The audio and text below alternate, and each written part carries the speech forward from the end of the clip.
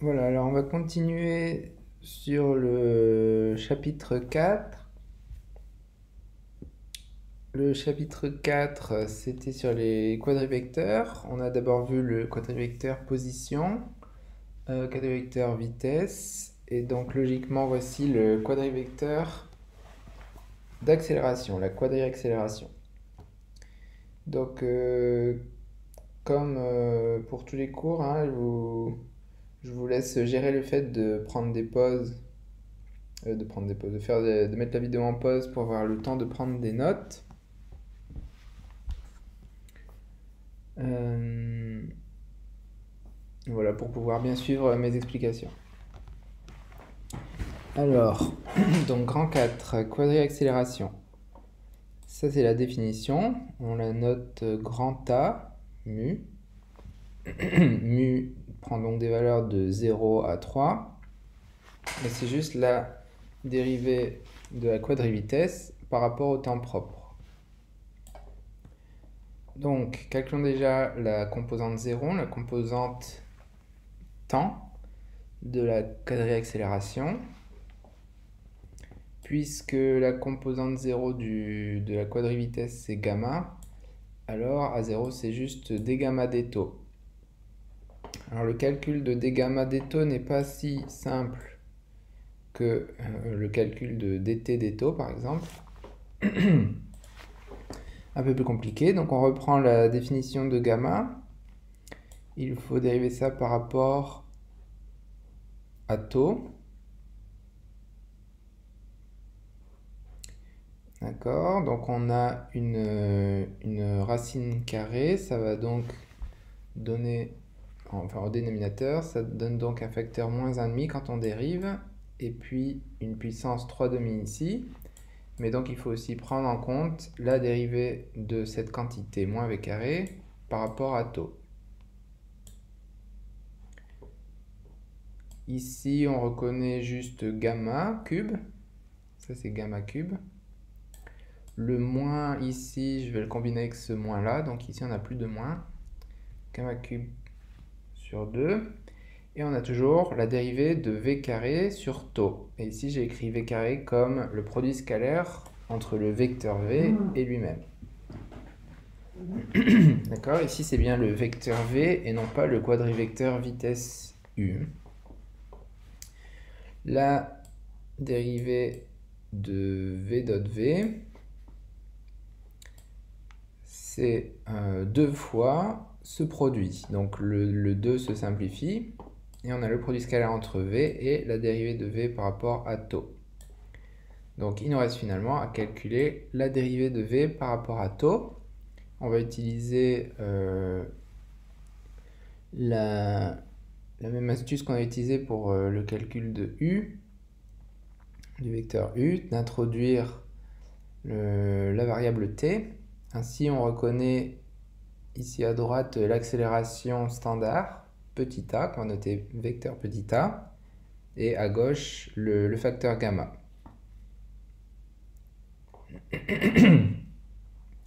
Donc ici c'est gamma a, donc finalement la composante 0 du quadrivecteur accélération c'est gamma puissance 4, et puis le produit scalaire entre la vitesse et l'accélération standard.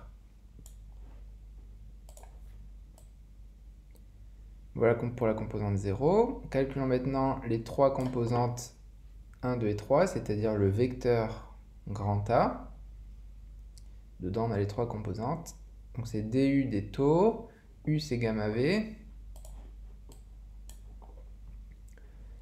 On aura donc deux termes.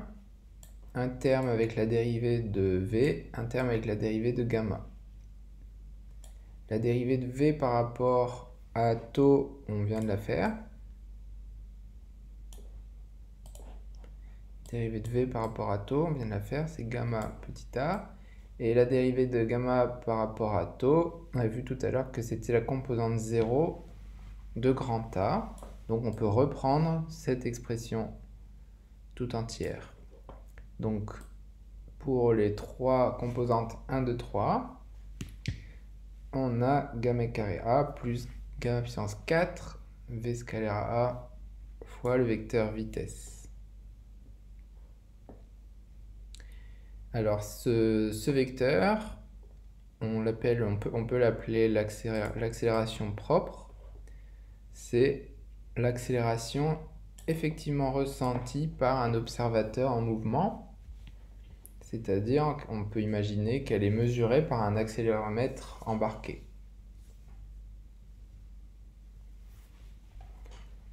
Si le problème est à une seule dimension, c'est-à-dire que V et A sont tous les deux sur un axe X par exemple, alors l'expression se simplifie. Le vecteur A devient juste la composante A. Et pareil pour les vecteurs V et A. Donc finalement on se retrouve uniquement avec V carré fois A. On peut mettre A en facteur. Et ici on a un espèce de 1. Le 1 sur gamma carré. 1 sur gamma carré donne du 1 moins V carré. Donc le V carré se simplifie, il reste 1. Tout ça c'est juste égal à 1. Voilà, donc gamma puissance 4 fois A. Et donc finalement, si on rassemble tous les termes, le code vecteur accélération, c'est gamma puissance 4 fois A, fois pour la composante 0, la composante V, et pour la composante sur X, donc voilà, pour la composante sur le temps, c'est juste V, et sur la composante sur X, c'est 1.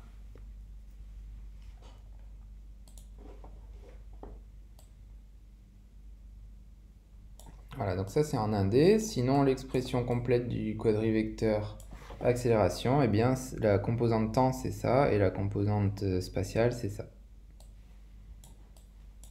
Il n'y a pas d'expression beaucoup plus simple que ça. Enfin, je veux dire, je ne vois pas comment simplifier plus loin. Mais on peut, pour s'entraîner avec la notation d'Einstein, c'est surtout pour ça, en fait, on va pas tirer de grandes interprétations physiques, c'est surtout pour s'entraîner avec la notation avec les mu. On va calculer la norme de A mu. D'accord? Donc, je vous conseille de traiter ça quasiment comme un TD. Vous partez de ce point de départ, vous regardez pas tout ça, et puis vous essayez de dérouler, vous voyez quelle est la difficulté, vous reprenez la vidéo pour vous débloquer un peu, et puis une fois que vous êtes débloqué, vous essayez de reprendre le calcul de vous-même.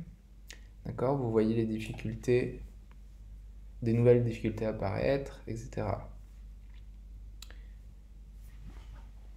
D'accord, donc je compte sur vous pour mettre en pause la vidéo et essayer de faire le plus ce calcul par vous-même.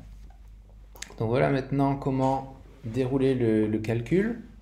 Il faut donc encore une fois comme dans le partiel, comme j'ai expliqué dans la correction du partiel, comme j'ai réexpliqué dans la correction du partiel, pour calculer la norme d'un quadrivecteur, il faut prendre la somme du produit des composantes contravariantes et des composantes covariantes.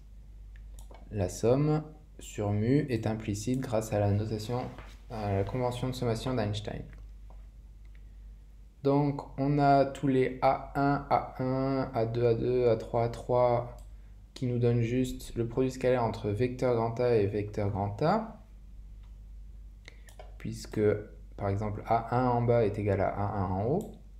Par contre, A0 en bas est égal à A0 en haut, est égal à moins A0 en haut, donc on a un moins qui apparaît ici.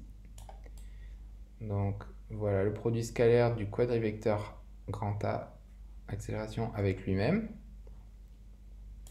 Si on reprend les expressions de grand A qui étaient ici, de grand A et de grand A0, d'accord, hein, je reprends les expressions générales en 3D, j'ai pas dit qu'on était en 1D.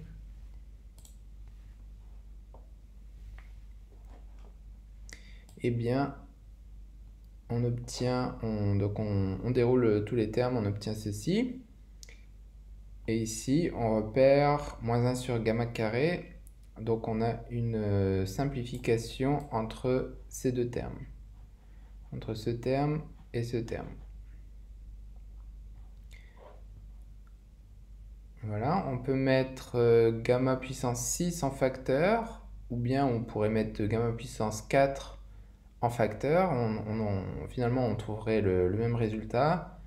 C'est juste un tout petit peu plus simple si on met gamma puissance 6 en facteur.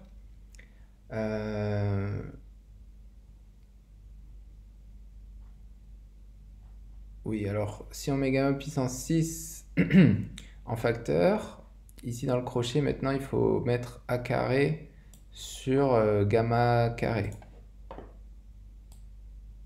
Là j'ai été un peu vite.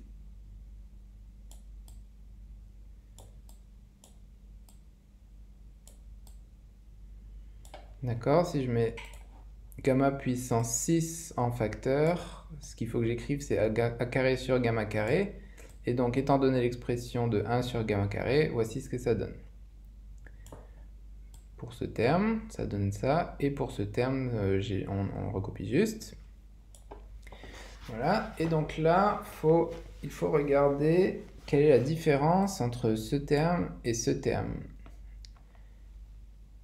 D'accord. C'est toute la subtilité. On pourrait croire que c'est la même chose. VA carré, est-ce que c'est juste V carré A carré?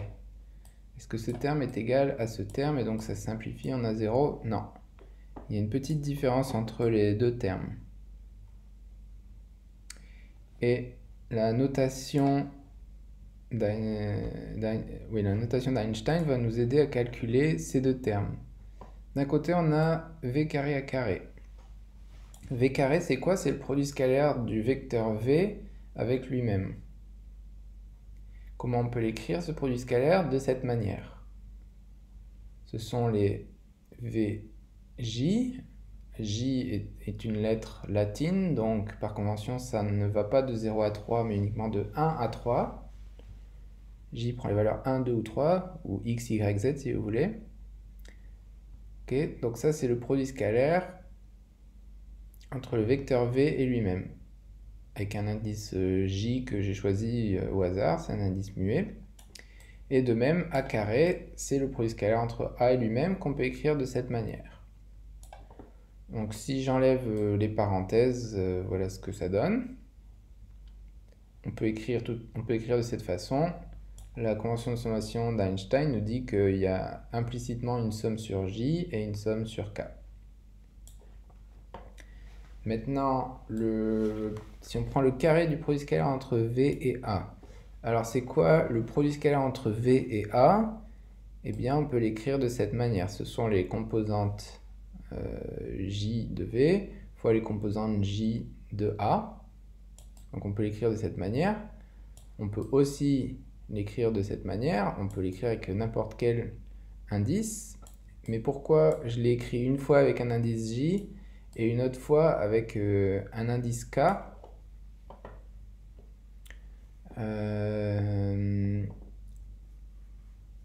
Pourquoi je ne l'ai pas écrit comme ceci? Pourquoi je n'ai pas écrit V J à J carré? Eh bien, parce que, en un sens, ça, c'est... Je pourrais aussi l'écrire comme VJ à J, VJ à J. D'accord? Ça, c'est la même chose que ça. Le carré, en fait, c'est ça que ça veut dire, de manière plus fondamentale. Et donc, il faut faire attention, la convention de sommation d'Einstein, ça marche que quand un indice est répété une seule fois. D'accord? Là, on a deux fois l'indice en haut, deux fois l'indice en bas. Donc, c'est trop ambigu. C'est une notation qui est trop ambiguë. Donc, il vaut mieux utiliser un autre indice.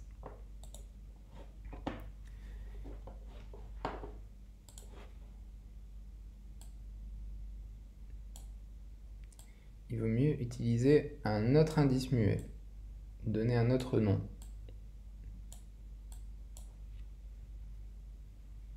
Voilà, et cette expression-là n'est pas ambiguë. On a l'indice J qui est répété, donc on a une somme sur les J, et on a l'indice K qui est répété, donc on a une somme sur les K. Donc c'est la raison principale pour laquelle j'ai écrit ceci de cette manière. Et puis l'avantage aussi, c'est que ça ressemble à l'expression du haut, donc on voit mieux la différence entre les deux.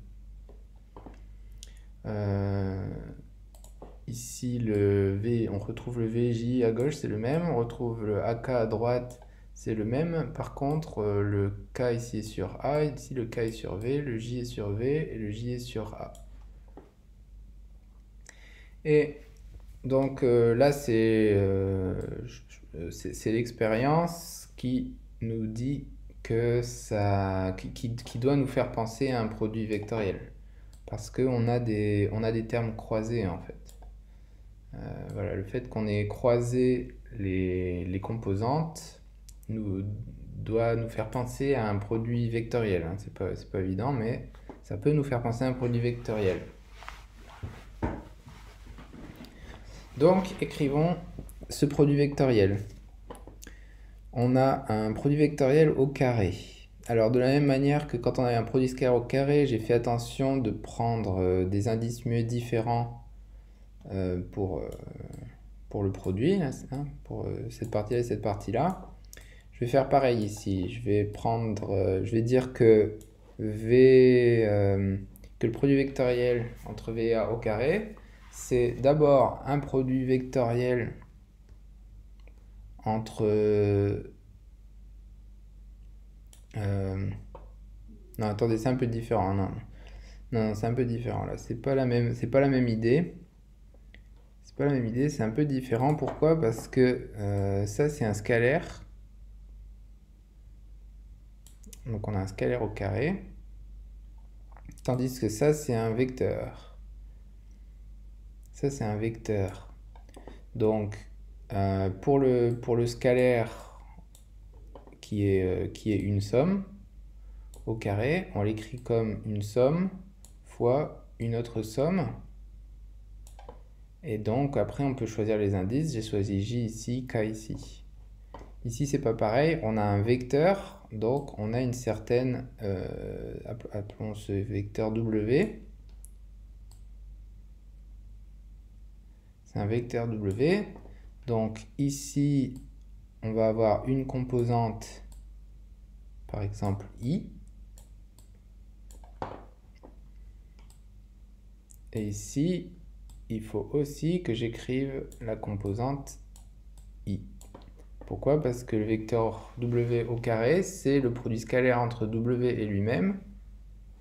D'accord? Donc, il faut prendre la composante I de W fois la composante I de W. Voilà. Bon, que je prenne I en haut ou en bas, hein, c'est la même chose. Hein, ça peu importe, puisqu'on est dans l'espace.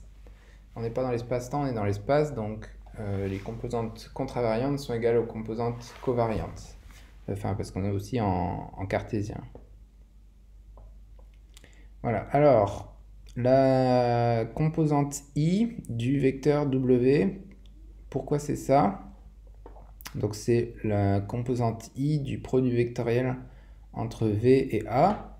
Donc on utilise epsilon ijk qui vaut 1 lorsque les ijk sont dans l'ordre et moins 1 lorsqu'il y a une permutation entre deux indices. J'espère que vous avez déjà vu ça. Sinon, dites-le moi. Et je vous ferai un topo là-dessus. Mais donc, par exemple, epsilon 1, 2, 3 égale 1. Pourquoi? Parce que les ijk sont dans l'ordre. Par contre, si on a une permutation, epsilon 1, 3, 2, c'est égal à moins 1. Et 2, 3, 1, c'est dans l'ordre ou c'est pas dans l'ordre? C'est dans l'ordre. C'est une permutation circulaire de 1, 2, 3. donc c'est égal à plus 1. Par contre, epsilon 2, 1, 3, c'est pas une permutation circulaire de epsilon de 1, 2, 3. Voilà, donc c'est une permutation entre deux indices par rapport à celui-là. Donc c'est moins 1. On a deux autres termes qui sont non nuls. C'est 3, 1, 2, qui est une permutation circulaire de 1, 2, 3. Et puis 3, 2, 1. Attention, 3, 2, 1, c'est pas dans l'ordre. C'est pas une permutation circulaire de 1, 2, 3. Et tous les autres possibilités de IJK ont un epsilon nul. Par exemple, epsilon 1, 1, 2. Epsilon 1, 1, 2 est nul. Epsilon 1, 1, 1 est nul. Epsilon 1, 3, 1 est nul, etc. Tous les termes qui ne sont pas ceci, ces 6-là, sont nuls. Donc, avec cette règle, ça nous permet de construire un produit, de noter un produit vectoriel. La composante i, donc, par exemple, admettons qu'on doive écrire la composante 1 de w. Ça veut dire que i égale 1. Si i égale 1, les seuls termes non nuls sont ces deux-là. I égale 1. D'accord, la composante i égale 1, les seuls termes non nuls sont ces deux-là.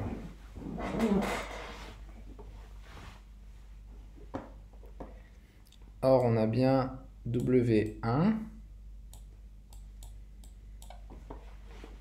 qui est égal à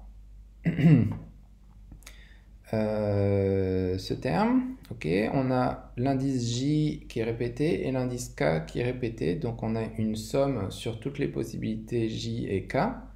Par contre, I n'est pas répété dans cette parenthèse.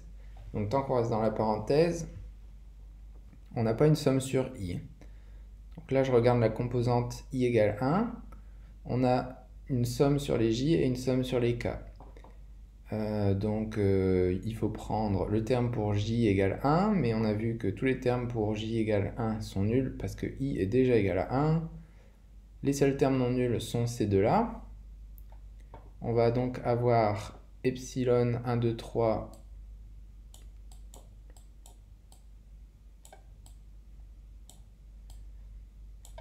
donc ça correspond à J égale 2 et K égale 3. Et puis donc on continue la somme. Le seul autre terme non nul dans la somme, c'est epsilon 1, 3, 2.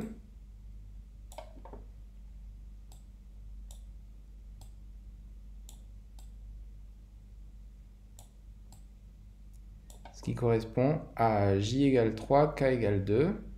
Donc J égale 3, voilà, et K égale 2, le voilà.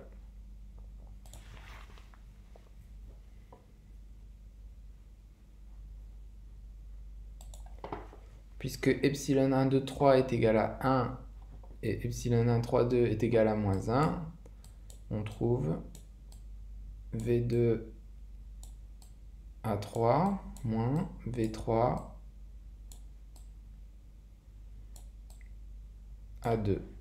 Donc la composante 1, ou si vous voulez la composante x de V vectoriel A, c'est V2 à 3 moins V3 à 2, ou si vous voulez Vy à Z moins Vz à Y. D'accord? Ça correspond au produit en croix ou en gamma que vous connaissez, enfin bref, à l'expression du produit vectoriel que vous connaissez. C'est l'exemple pour la composante 1, bien sûr, ça marche aussi bien pour les composantes 2 et 3, puisque tout est fait en termes de permutation circulaire. Voilà, si vous n'avez pas suivi ça, c'est pas très grave, je pense vous allez revoir ça plus tard ou à d'autres occasions. C'est pas C'est pas essentiel de maîtriser ça en relativité restreinte, hein. Mais là, on tombe là-dessus dans ce calcul. L'expression de WI ici est exactement la même, sauf que j'ai fait attention de donner des autres noms à ces indices muets pour bien que dans l'expression, chaque indice ne soit répété qu'une fois. D'accord? Si j'avais écrit epsilon ijk ici, on aurait VJ ici, et du coup on aurait J, J, J, J, l'indice J serait trop répété. Ici, L n'est répété qu'une fois, M n'est répété qu'une fois. Et ensuite, il y a une règle que vous pouvez trouver sur Wikipédia, par exemple, le produit entre un epsilon ijk et un autre epsilon ilm donne cette expression, un produit de delta de Kronecker moins un autre produit de delta de Kronecker.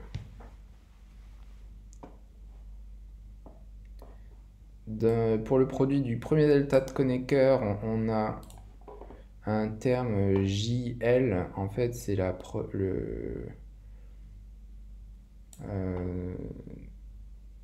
voilà, il faut repérer d'abord l'indice qui est le même. Ici, c'est I. I est le même et il est à la même position. Donc, dans le premier delta, on prend JL et puis KM. Delta JL, delta KM. Et moins, dans le deuxième produit de delta, on fait l'inverse. Je vais le faire en vert. On prend JM et puis KL. Delta JM fois delta KL. D'accord, ça vient d'où? On peut par exemple prendre quelques exemples ou regarder toutes les possibilités. Et effectivement, ça marche bien. Voilà, et ici, on peut collecter à droite tous les termes en V et A.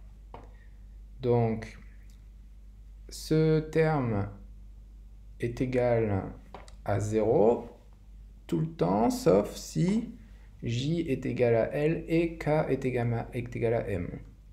D'accord? C'est la seule combinaison d'indices telle que ce terme est non nul. Et dans ce cas-là, il est égal à 1. Si J est égal à L et que K est égal à M, alors ce delta est égal à 1 et ce delta est égal à 1 aussi, une fois 1. Donc, on retrouve toute cette expression avec L égale à J et M égale à K.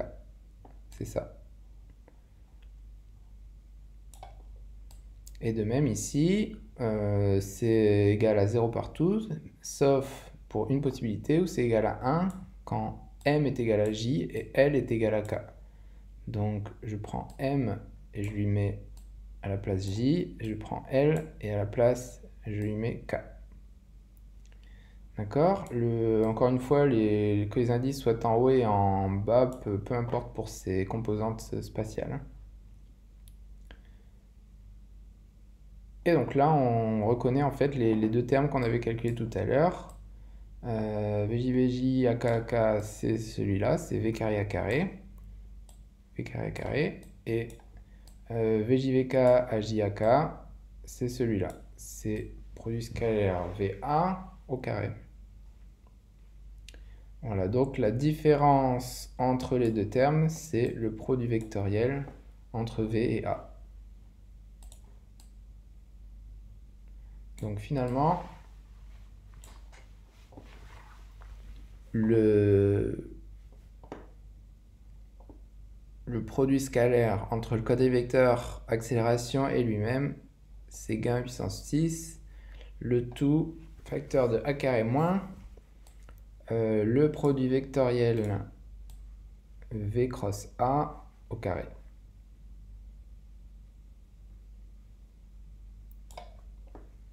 Voilà, et si vous voulez la norme de A mu, il suffit de prendre la racine carrée de la valeur absolue de ceci.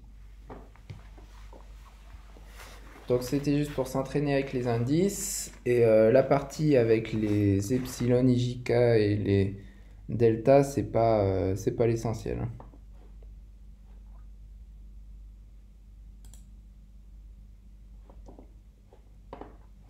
Donc on a vu quelques exemples de quadrivecteurs. Maintenant, je vais vous présenter les propriétés générales, enfin quelques propriétés générales des quadrivecteurs.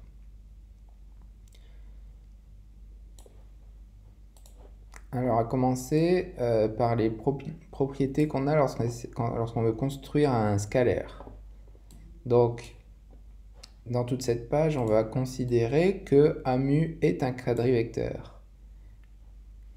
Qu'est-ce que ça veut dire? Ça ne veut pas dire seulement que A mu a 4 composantes. D'accord? Un objet qui a 4 composantes, c'est un vecteur à 4 composantes, mais ce n'est pas forcément un quadrivecteur. Un objet à 4 composantes n'est un quadrivecteur que si ses composantes se transforment d'une manière spécifique selon la transformation de Lorentz. Donc il nous faut des règles pour pouvoir reconnaître si un objet avec 4 composantes est un quadrivecteur ou pas. Alors d'abord on a vu que le produit scalaire entre A mu et lui-même est un invariant de Lorentz. Eh bien, de manière équivalente, on dit que c'est un scalaire. C'est ça Enfin, ça veut dire la même chose. C'est un scalaire, c'est un invariant de Lorentz.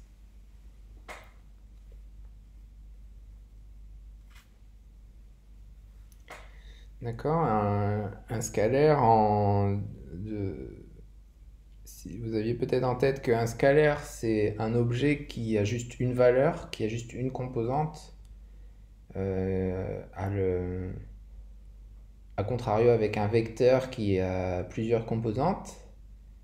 Mais non, une définition plus rigoureuse, c'est une valeur qui est invariante selon une transformation. Donc dans le cadre de la relativité restreinte, un scalaire, ça veut dire un invariant de Lorentz.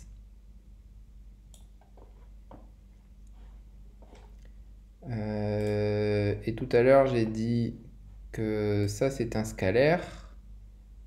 Donc là, on travaillait avec des vecteurs conventionnels. Donc là, quand je disais scalaire, c'était scalaire dans le sens commun, dans le sens où c'est juste une valeur. D'accord? C'est pas un invariant de Lorentz.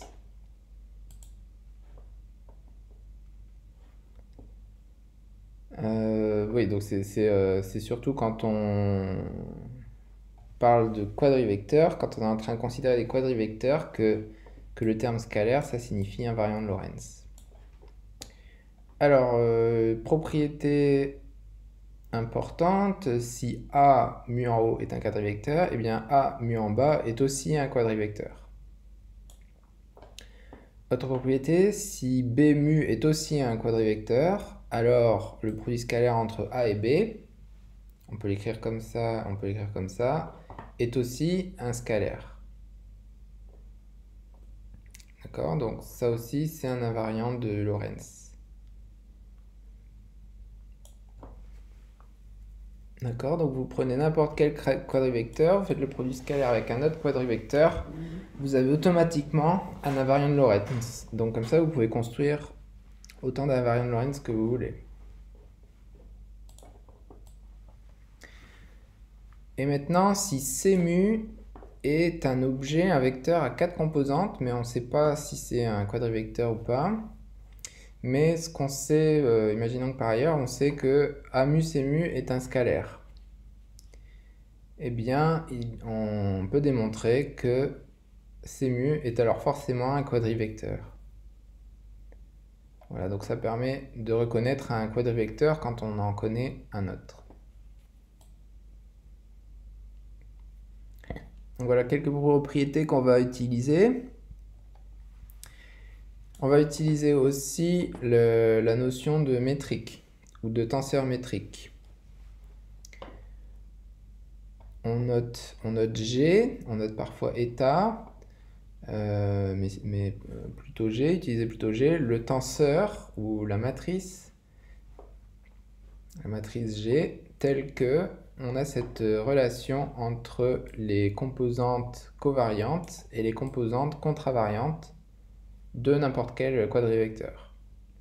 Là, on n'est plus dans l'accélération, dans la quadri-accélération forcément, hein. Ça, c'est n'importe quel quadrivecteur. Donc, les composantes covariantes A mu en bas sont liées aux composantes contravariantes A nu en haut via cette relation. Ici, l'indice nu est en haut et en bas, donc une seule fois, donc il est répété.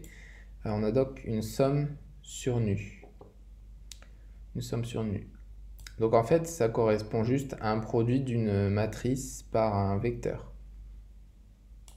Cette somme sur nu, ici, vous pouvez vérifier que ça correspond juste à prendre la matrice G et de le multiplier par le vecteur A nu. Alors la matrice G, elle ressemble à quoi? Bien, c'est une matrice diagonale qu'on peut écrire de cette manière, c'est-à-dire que les termes sont moins 1, 1, 1, 1 dans la diagonale. Donc moins 1 pour le temps et 1 pour les composantes de l'espace.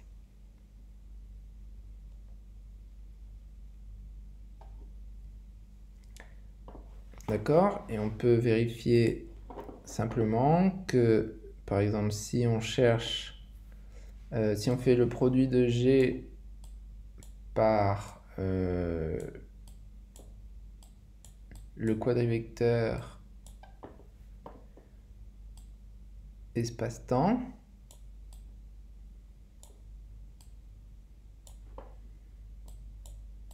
d'accord, on fait le produit de cette matrice G par le quadrivecteur espace-temps. Qu'est-ce qu'on trouve? On trouve moins t plus 0 plus 0 plus 0. Ensuite, on trouve 0 plus x plus 0 plus 0. Et puis de même y et z. Donc, on trouve bien les composantes covariantes du quadrivecteur espace-temps. D'accord? Tout ça, c'est quoi? C'est les composantes contravariantes. Et tout ça, c'est quoi? C'est les composantes covariantes.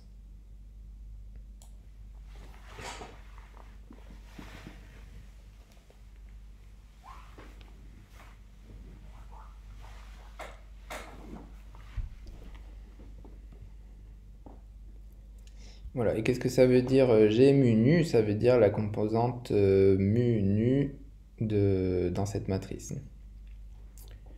Alors, pour être consistant avec les propriétés qu'on a énoncées, eh bien G mu nu G mu nu en haut doit être forcément égal à G mu nu en bas. Pourquoi? Parce que si on peut écrire cette relation, on peut aussi écrire cette relation. D'accord? Et comment on va des composantes covariantes, comment on va des composantes contravariantes aux composantes covariantes? Eh bien, en changeant le signe de la coordonnée temps, de la composante temps. Et bien de même, comment on va des composantes covariantes aux composantes contravariantes? Eh bien, en changeant le signe de la composante temps. Donc, le G mu nu en haut, c'est la même matrice. Voilà. Par contre, on veut pouvoir écrire également cette relation. Si le mu est en bas ici, il faut que le mu soit en bas ici aussi. Et si le nu est en bas ici, il faut que le nu soit en haut ici. Or, ça, c'est les composantes covariantes, et ça aussi. Donc, on ne veut pas que G change quoi que ce soit. Donc, dans ce cas-là, G, c'est quoi? C'est juste la matrice identité. G mu en bas, nu en haut, c'est juste la matrice identité. Donc, on peut l'écrire sous la forme d'un delta de Kronecker. Les composantes ont des valeurs nulles, sauf lorsque mu égale nu, auquel cas c'est juste la valeur 1. Voilà, donc faut bien être consistant. Vous voyez, lorsqu'on a un mu en bas, on a un mu en bas. Et lorsqu'on a un mu en haut, on a un mu en haut. Et lorsqu'on a un indice répété, il est forcément une fois en bas, une fois en haut, lorsqu'on parle de quadrivecteur. D'accord? Ici, on avait des fois des indices répétés qui étaient pas forcément toujours en haut et en bas, mais on parlait de vecteurs conventionnels à 3 composantes. Donc c'était la même chose, que ce soit en haut ou en bas, ça ne change rien. Pour les quadrivecteurs, il faut faire attention. Il faut que l'indice répété soit toujours une fois en haut, une fois en bas. D'accord? Là, nu est une fois en haut, une fois en bas. Ici aussi. Et ici aussi. L'indice répété. D'accord? Et ici, mu est en bas, donc mu doit être en bas.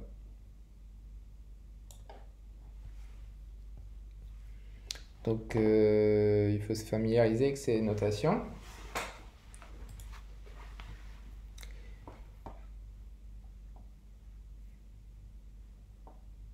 Et finalement, ça nous permet de décrire les transformations de Lorentz sous une forme compacte.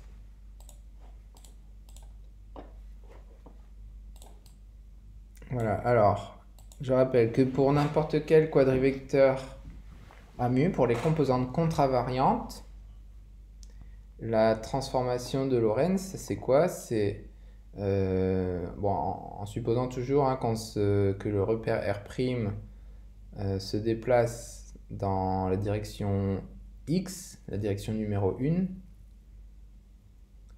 eh bien la composante X de A' est donnée par gamma fois la composante X de A moins V fois la composante composante temps de A. Ok, si A mu est juste le vecteur, le quadrivecteur espace-temps, c'est ce qui correspond à X' égale gamma X moins VT.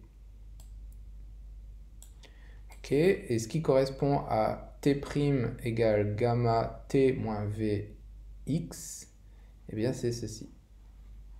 Pour les composantes contravariantes d'un quadrivecteur quelconque. Et pour les composantes sur Y et Z, aucun changement.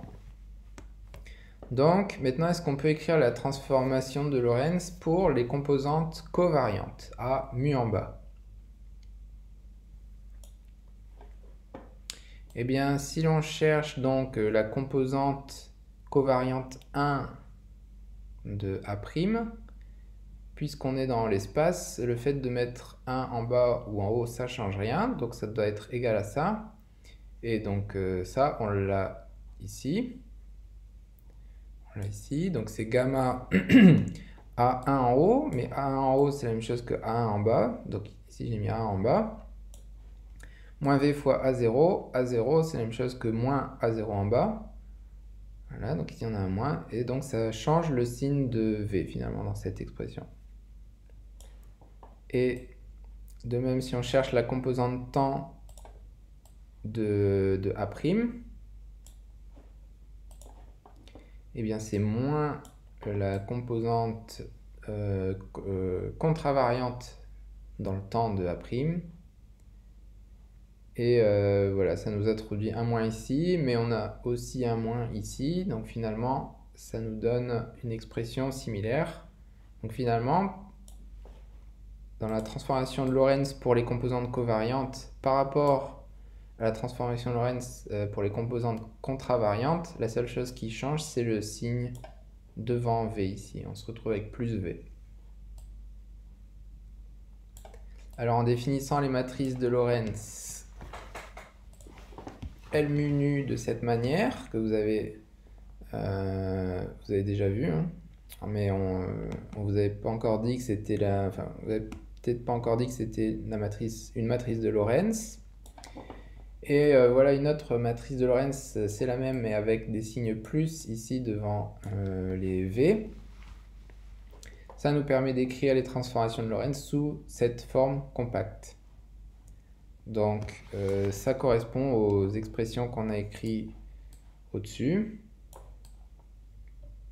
Ça correspond exactement à la même chose. C'est juste écrit sous une forme compacte. Donc c'est juste une notation. Il n'y a rien de nouveau. Il n'y a pas de physique nouvelle. C'est juste une notation. les composantes contravariantes dans un repère R' sont données par ce produit. D'accord? Enfin, cette somme de produits, hein, puisque nu est répété, donc c'est une somme. Par cette somme de produits, et encore une fois, ça correspond en fait au produit de cette matrice par ce vecteur. Et puis de même pour les composantes covariantes, mais avec la matrice M. Voilà, alors les indices, la position en haut ou en bas des indices mu et nu dans ces expressions est choisie pour qu'on ait la consistance entre les positions 1. Ici on a mu en haut, et puis l'indice répété, une fois en bas, une fois en haut. Alors on peut noter que en fait M est obtenu comment? Bien juste par le passage de L de covariant à contravariant. Donc en fait on utilise G un peu comme une matrice de passage. Et là, puisque G-1 égale G, on se retrouve juste avec G, L, G. C'est facile de vérifier que si vous faites ce produit de matrice G fois L fois G, vous trouvez M. Voilà, c'est juste au passage. Alors, dernière page pour ce chapitre. On va parler un peu du quadrigradient. Le gradient à sous forme de quadrivecteur. D'accord, le quadrivecteur gradient. Eh bien, c'est un opérateur que l'on peut noter de cette manière. D rond sur D rond x mu en haut. Si on veut dériver par rapport aux composantes contravariantes, ça correspond, d'accord, aux dérivées par rapport au temps à x, à y, à z. Donc on peut aussi noter comme une dérivée par rapport au temps et un gradient.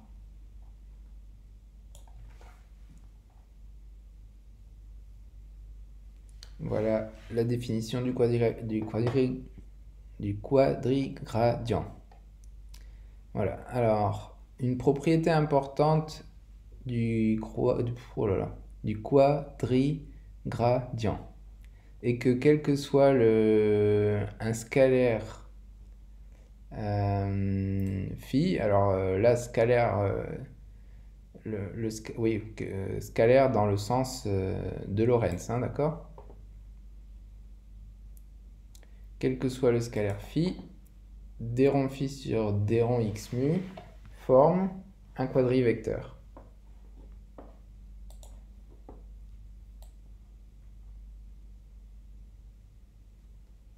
Donc voici, ça c'est une autre manière de former des quadrivecteurs.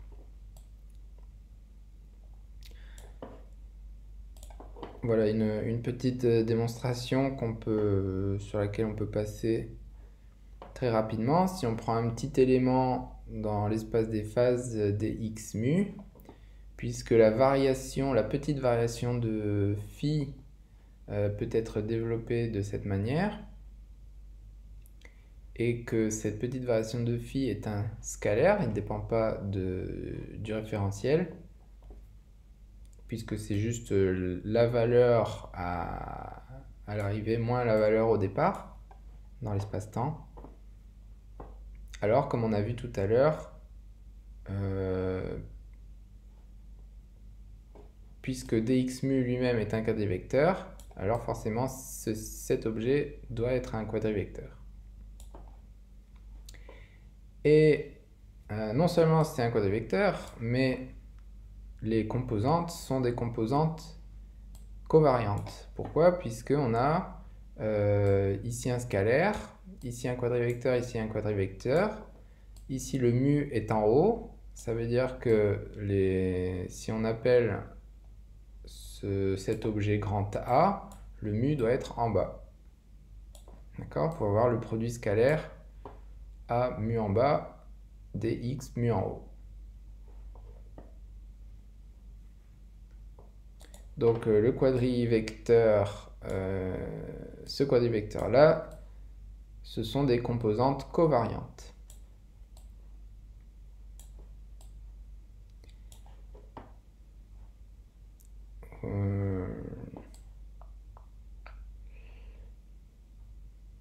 je vois une petite erreur après, donc je la corrige tout de suite.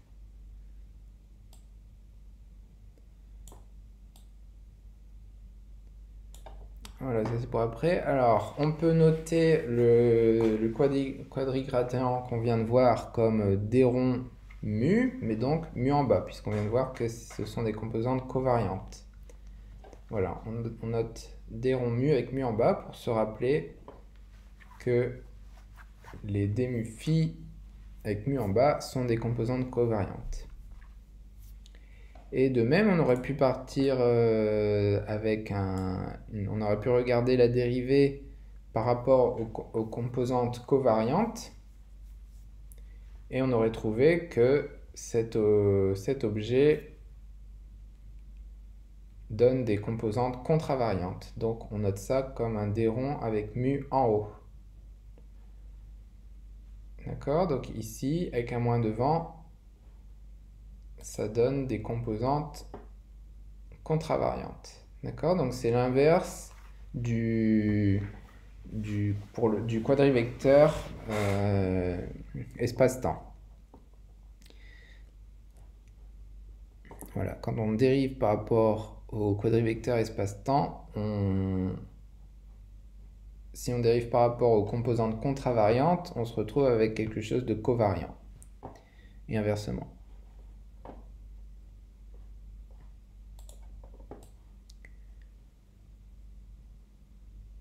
Voilà, petite note au passage, puisque d'un côté on a un quadrivecteur qui est contravariant, et de l'autre côté, enfin si on écrit cette expression, hein, qu'on va trouver en fait dans le Lagrangien après. Donc si on regarde cette expression, on a un quadrivecteur avec des composantes contravariantes, et puis ici on a des composantes covariantes de ce quadrivecteur, enfin du quadrivecteur.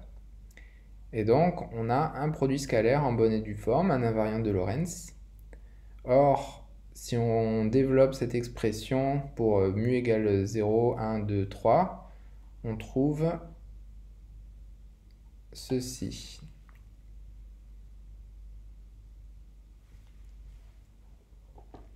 D'accord? Donc on va si vous allez plus loin dans la théorie classique des champs, vous retrouverez ceci dans des Lagrangiens relativistes. Alors attention, c'est pas la même chose que d rond mu phi. D'accord? Ici on a d rond mu phi, d rond mu phi. Ici on applique deux fois un opérateur de dérivée à un seul scalaire. Ok? Et bien ça donne aussi un scalaire. Ok? C'est pas un produit scalaire, mais ça donne aussi un scalaire. On retrouve le Laplacien, mais moins deux fois la dérivée dans le temps de phi. Et ça, c'est, avec un signe moins devant, ça s'appelle l'opérateur de D'Alembert.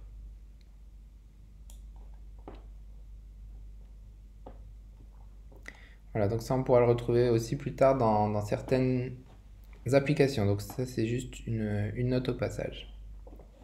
Voilà, donc c'est tout pour ce chapitre 4 sur les quadrigradients. Et sur le chapitre 5, on va regarder le chapitre 4 c'était sur les quadrivecteurs. Dans le chapitre 5, on va regarder un autre quadrivecteur, mais tellement important que je lui dédie un chapitre entier, c'est le quadrivecteur énergie-impulsion. Donc je ne sais pas si vous regardez ça pendant le créneau prévu, mais normalement c'est tout pour aujourd'hui, et vous pourrez regarder vous pourrez suivre le chapitre 5 ultérieurement.